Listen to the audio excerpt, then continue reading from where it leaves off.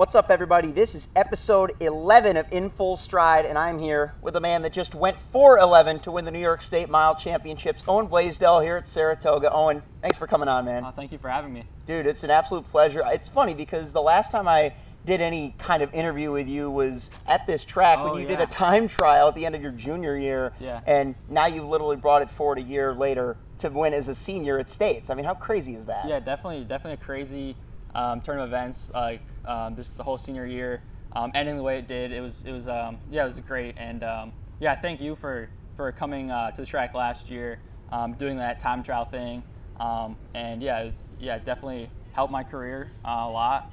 Running that big PR at the end of the season. So yeah, I appreciate that a lot. Yeah, I know you said one of the biggest goals there was to get a good time out there to show a lot of the colleges what you could do under optimal conditions. And as we've seen, you're committed to one of the top mid-distance universities in the Northeast, Northeastern University now. So that's another cool accolade that you picked up. What's one thing outside of running, I suppose, though, about yourself that people might not know about you? Outside of running, say I'm into music. I like going to concerts, ripping the Fish shirt right now. I'm pretty big fan of them. A lot of my teammates are really big fans, like Hudson and Caleb and them. But yeah, I like music a lot. Honestly, running is like a big part of my life, so I'm not like doing too much outside of running, if I'm being honest. But I like music, I like hanging out with friends, and I like running, obviously. Yeah, I mean, it's hard to have that much of an outside life with running when you find yourself grinding your way all the way to a state championship, to 411, to 154 in the 800, et cetera, et cetera. So it's nice that you're at least able to have something simple like music along for the ride. Yeah. Mm-hmm. Yep. Yeah, SPAC concerts are always fun. It sucks, though, because my band is always performing whenever there's a good concert that people are going to, so I haven't been able to make it out, though. Last year I did get to go to Chicago and Earth, Wind & Fire, so that was a nice, fun little trip to SPAC there. Yeah. What's the most recent SPAC concert you've been to? I haven't been to any this summer. I've been busy with running and stuff, but I think I went to Train last year. That was really cool. And then I'm trying to remember, I went to Fish 2 years ago. I'm going back this year. They are regulars here in Saratoga. A lot of history there with them. But I love going to concerts. It's back, definitely a great venue. It's cool though too because that's where your home cross country course is though. So you almost get that kind of concert nostalgia whenever you're doing your easy runs in the spa park. Yeah. Oh, for sure. Yeah. It's definitely great vibe there at the park. SPAC. Yeah. And that's really where you ultimately started your big senior season. Obviously, we've seen you make your bigger gains in the track side of things, so let's kind of jump into that state title and how it came to be, right? That race was wide open, just about as any New York State mile race would be. I feel like it's one of the least predictable events that comes around at state season. So what was your approach going into that race? Yeah, I was definitely pretty confident. I thought if I had a good day, I could definitely win. That was just through the workouts. All the workouts leading up to it have been really, really good. So I knew if I executed well on the race day, I knew that I could have a good shot of winning, and it's ended up happening. So a big part of that execution, I feel like, was your teammate Thomas. He ended up making a big move at 800 up to the front, and not before long, you were right up there with him.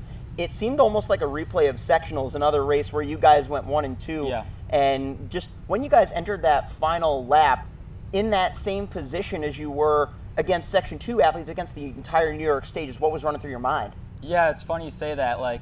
That moment of just being right behind Thomas going into 400 meters to go, it just it was the exact same feeling at sectionals. Just being right on Thomas's shoulder, right there with my teammate. Just workouts, same thing. So it was a really comfortable position, and I think that helped a lot with how I was able to execute and end up with the win. So I definitely have to thank Thomas a lot for that and stringing out the race the way he did. Definitely helped a lot. Were you guys just strategizing and scheming about that heading into that race? No, actually not at all. We didn't talk about the race together at all. It just ended up playing out like that. The stars just aligned? Yeah, definitely, yeah. That's crazy. I noticed, I was watching it back before I came here to rip this episode with you, and it seemed like at right around 700 in when he started moving up, because it was kind of a slow tactical start, around 209 for the first 800, Yeah. so not a pace that was unbearable for you based off of your workout fitness. I saw you Yeah. took like a little glance to your right. He was a couple of athletes outside of you, but you saw him right there. Did that kind of get you excited and get ready to go for those last couple of laps? Oh, for sure. Seeing Thomas make a big move. He makes a lot of big moves in races, and I love just trying to match his moves. And yeah, once I saw him trying to go to the outside, I like definitely followed him. Yeah, like 700 to go. Yeah, for sure. Yeah, definitely a big cue there. Yeah, and by the time you reach that home stretch, of course, we talked about the first 1,500 to get you there. There were a lot of guys trying to chase you back down. I mean, Yeah. there were at least 5-6 guys that all closed in a sub-60 last 400 Yeah. in personal record paces that they had never achieved before. Just Yeah. what was the pressure like once you were in that home straightaway out there to be caught? Definitely something I would not have been comfortable with at the start of the season, just with like kicking before really states and maybe sectionals, I guess you could say.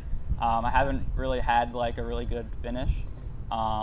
Just like I've been working on it in practice and workouts, and what helped a lot was our coach giving us like a cue of save a gear, just telling us like don't go to the arms at 250 or anything like that. Just like save a gear for the last 100, and I think that was definitely like playing in my mind.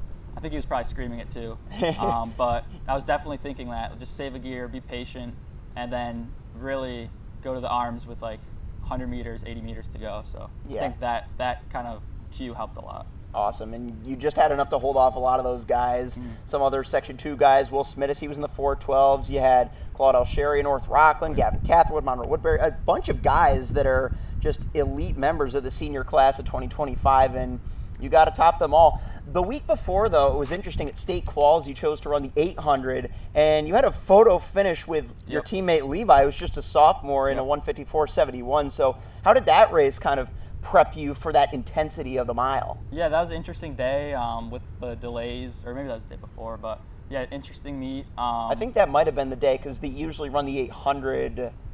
Don't they run the 800 on the first day of state quals? Yeah. So it was the rain Yeah. day. So yeah, a lot of kind of questions with if the meet was even going to be had, if the meet was going to be held. Yeah, going off the bus actually, me and my coach both thought I was going to run the 32 and try to run the 32 at states. I kind of wanted to run the mile and just focus on that because, like you said, I thought it was more like wide open.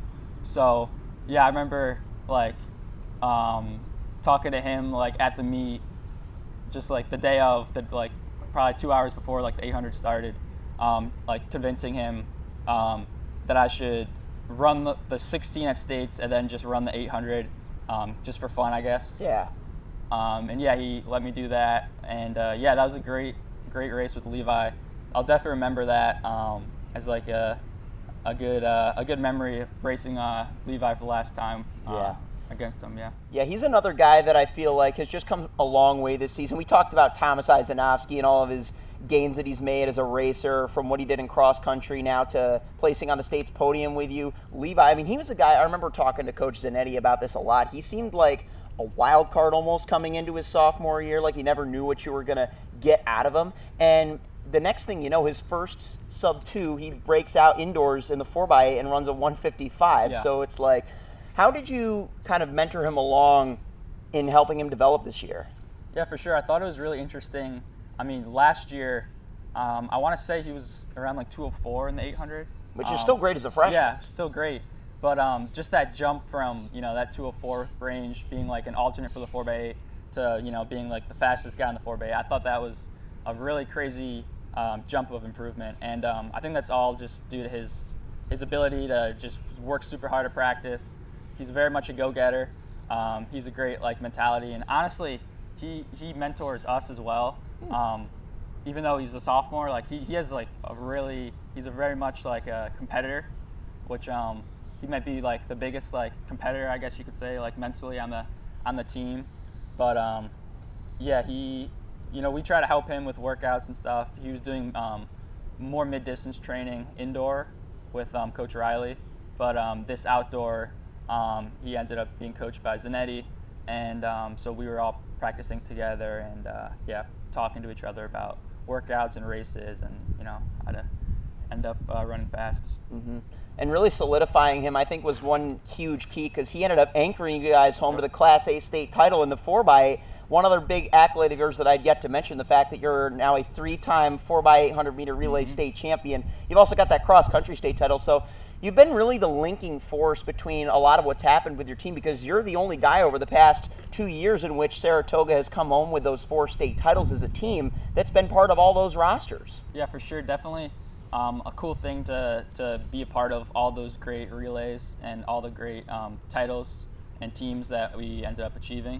I think it's more of a coincidence. I don't think there's I don't know. I mean, a lot of it is just our coaching staff being so good, and I think it just so happened that I was a part of all of them. Yeah, we know Saratoga, for those that visit it during the summer, during track season, during SPAC season, for health, history, and horses. But make no mistake, this is a running town as well. So to know that you can now add to that legacy and pay dividends on all those coaching words of wisdom that you've received, just what does that mean to you? Oh yeah, it means a lot. I mean, I love running in Saratoga. I love the community of running. Whenever you go to the track, there's always people here running, and they'll talk to you about running and how you're doing and all that stuff.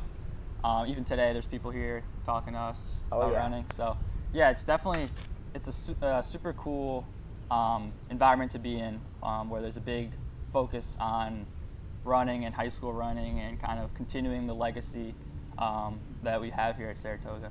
One legacy-defining moment, I feel like, from your career, we talked about your state's individual win. Of course, it was the first since your school record holder in the mile, Dylan Welch, got it done way back in 1999, I believe. Mm-hmm. So that's one thing. But the craziest thing, I was this close to doing an episode with you while I was in an intermediary with my hard drive. See, I had a data recovery problem, so I lost a lot of my graphics templates that I had to recover. And that was around the time that you did the craziest daily double that I've ever seen. You went from the Armory to Ocean Breeze, running the 1K at Dr. Sander, and then scurrying on over to run the 4x8 with your teammates. That was that same race where Levi broke that 2 minutes. Yep. But what was that day like for you on the 25th of January? Yeah, that day was a really crazy day. It was going into it just knowing shoot, I have to be at this meet at this facility and then go to a different one and then come back, because I went with the team to Ocean Breeze first. So yeah, it was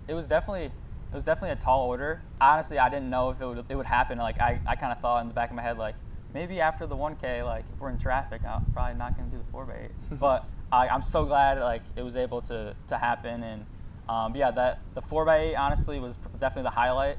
The 1K was a good race, but I mean, I'll just call it a good race. I don't think it was anything crazy. And then you broke 2:30, so there was that. Yeah. But it was definitely a good race, good solid day, a race. And then the 4x8 was amazing.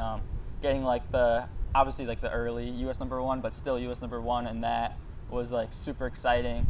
I remember thinking I split a 2 flat or something, just because it didn't feel it was one of those days where it didn't feel super hard during or after. Mm-hmm. It was just one of those kind of special days, and that the celebration after was really fun with getting interviewed at the meet. It was just really a really cool experience, and I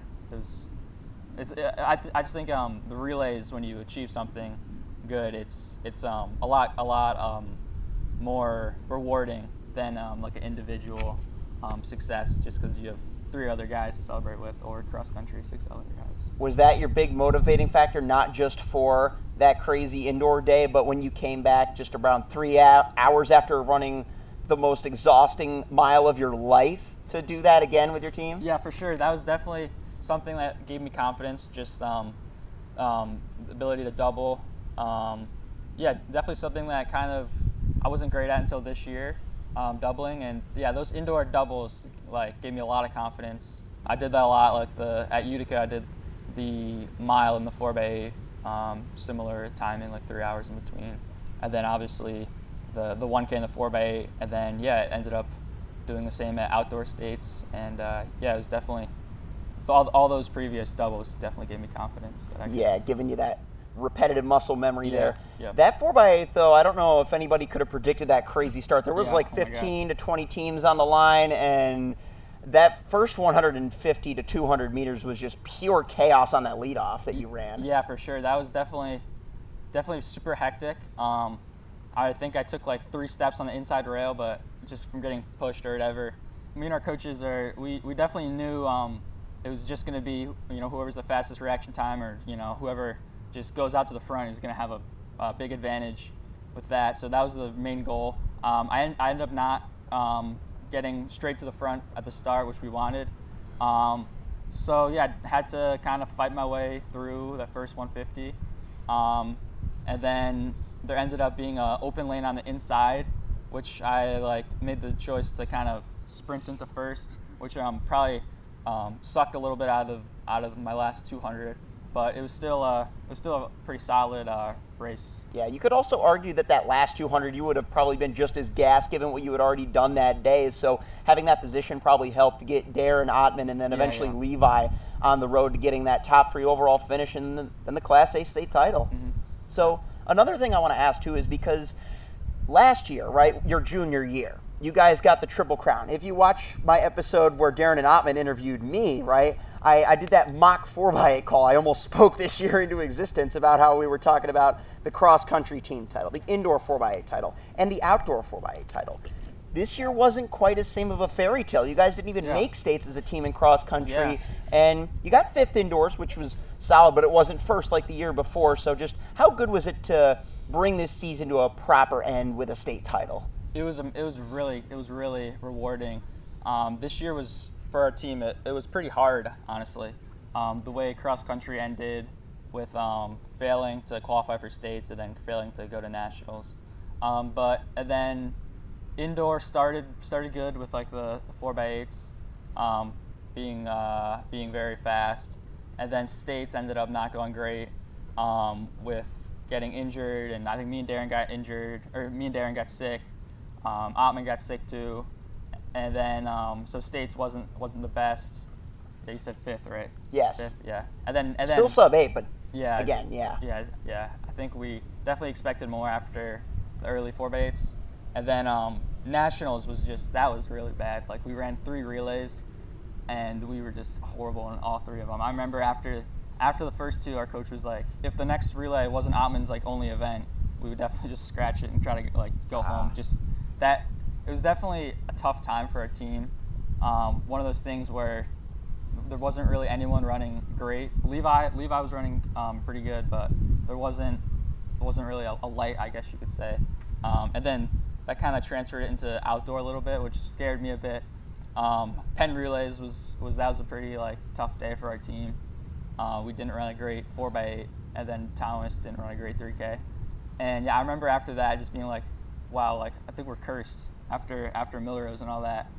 But Darren started running great, and I think when you have one runner who everyone trains with, obviously, who starts running better and having great races, it definitely motivates you, and I don't know, it helps the whole team. So when Darren started running really good in the 32, I think it kind of helped me and Thomas and Ottman all kind of pick it up and follow his way. I definitely sensed that at sectionals after not just the mile, but Thomas came back to run the 32, and he won there too. So that was about the happiest I had seen him after a meet since he literally got second at NXR New York. So you could just tell that you guys were turning a little bit of corner. The work wasn't done then. That obviously had a few more weeks to come to fruition, but yeah, you guys definitely made the most of the season at the end. What would you say is the overall highlight of this season for you and your team? The whole year, perhaps.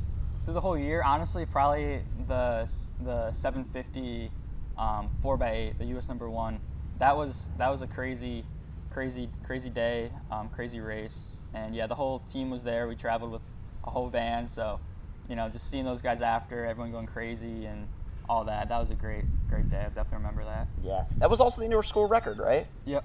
Yeah. Thanks. So I remember when I was commentating that race, I phrased it as 3 birds in one stone because it was not only a U.S. #1, but also, of course, a New York #1, rectangles and squares, and the school record. So that was a nice way to highlight the indoor season and show that you guys had a little something left for outdoors.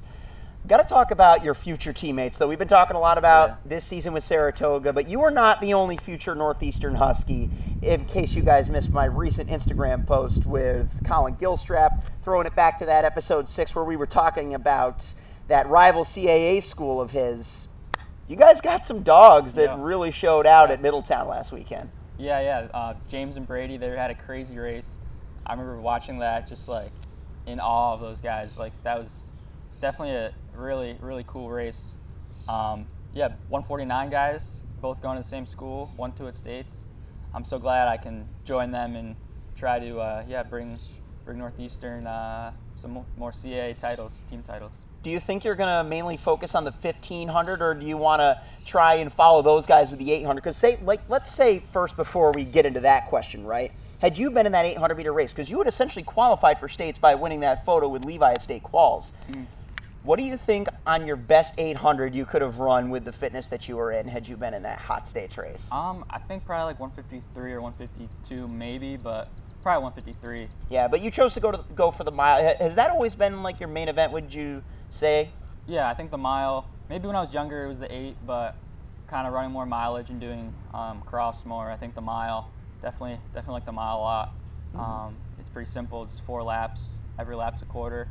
I don't know. It's easy to kind of plan out, and it's a fun event for sure. Is it going to be any different type of approach once it changes to the 1500 for your first outdoor season next year at Northeastern? Yeah, 1500. We always say like 15 seems a lot cooler, just like starting on like a straightaway rather than like a turn. Like we were saying in the 4x8, like the starting on a turn can be pretty hectic. So yeah, I'm excited for the 15. Just getting out to a cleaner start, and more like a European race, so I'm excited for that. Yeah, I'm glad you bring that up because there have just been so many fast 1500s in Europe. We literally saw Josh Hoey, another guy who was previously a strict 800 guy, drop a 329.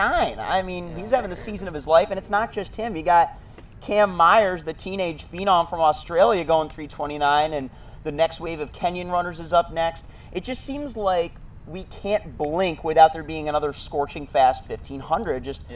Where have you seen the biggest sources of improvement in those mid distances, having experienced those events for yourself? Yeah, I definitely think there's a big boom in like the 15, like middle distance events. I think I made a pretty big jump in the 16, the mile.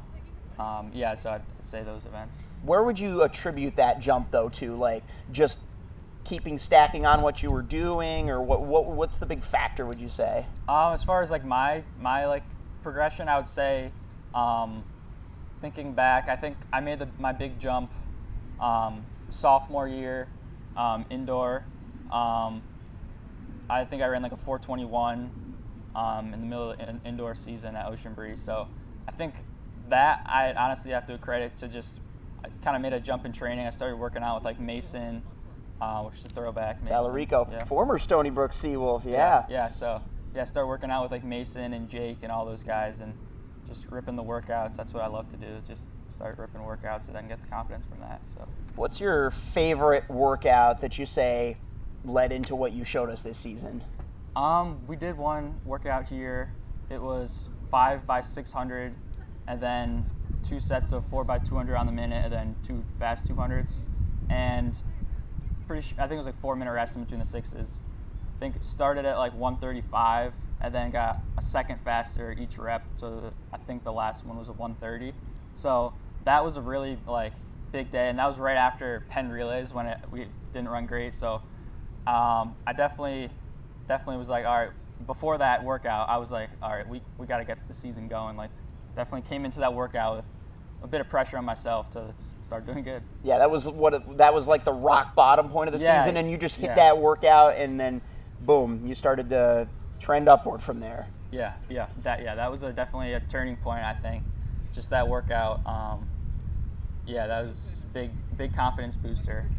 Just feeling so good, and I was like, if you say workouts are probably you get the fitness from the workouts like 2 weeks after you do them, or 10 days. I was like, all right, 10 days, 2 weeks, like I got to start running good or else something's wrong. But started turning it around then. Yeah.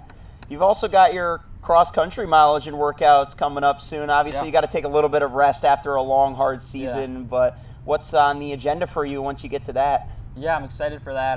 Definitely want to build up the mileage a bit. It's kind of funny, like, being on time off. I'm not used to, like, ending the season on, like, a really, like, good note, so I haven't really thought about running that much in this like 2-week break. But which usually it's, like, total opposite, because I'm ending the season, you know, kind of with something else to achieve that I didn't achieve. But yeah, not that I'm taking it like any less serious or anything, but definitely feels good to end it with how I want what I wanted to end it with, and just be done with it. Now, had you not achieved everything that you could have ever possibly dreamed for this season, would you have dared done another time trial like you did last year when you did the 4:14 with the guys? No, I don't think so. I think I would just be like thinking about the season and how it went more, but I'm very like content with the season and how we turned it around and how we ended it with a good meet at states and sectionals. Yeah. So now you're more in a position where you have some momentum to build off of rather than just having to rely on previous hunger, I suppose. Yeah, exactly. Yeah, definitely used to ending the season with like a lot of hunger. So definitely will have to, you know, something's got to, you know, inspire me to train or whatever. So I think that'll just be doing good at like cross country races in the fall, and trying to beat Stony Brook at if I'm on the roster. I will certainly. I'm honestly just going to have to come out for the cross country conference championships at this point, no matter where it is. Just book my flight right now. And it's nice too, because now that you've had that monkey ripped off your back, you can just enjoy these final 2 weeks. We're 2 days from the day of this episode recording from graduation, so just time of your life, right? Yeah, definitely a fun time. Everything's coming to a close. Excited to graduate. A little sad to leave this program, but definitely glad it ended on a good note. And I know it's in good hands. 2 coaches they're great, or more than 2, but our guys should be good next year too, with Thomas and Levi and Brent and those guys. So excited for them. Definitely looking forward to see what they do in the cross-country season. And you're still going to probably get some training in with them over the summer, right? Yeah, for sure. And we have a little group chat with all like the Saratoga alumni, or some of them, who graduated last year. And they're meeting up for runs. I'm not joining them yet. I'm still on the time off, but I'm excited for that. And it's definitely great having a great like alumni kind of situation at Saratoga. That was one thing at States that was really cool. A lot of those guys, they carpool together, and they actually went to the state meet, which is I think Luke was away. There, right? Yeah, Luke, Jake, Charlie, and Hudson.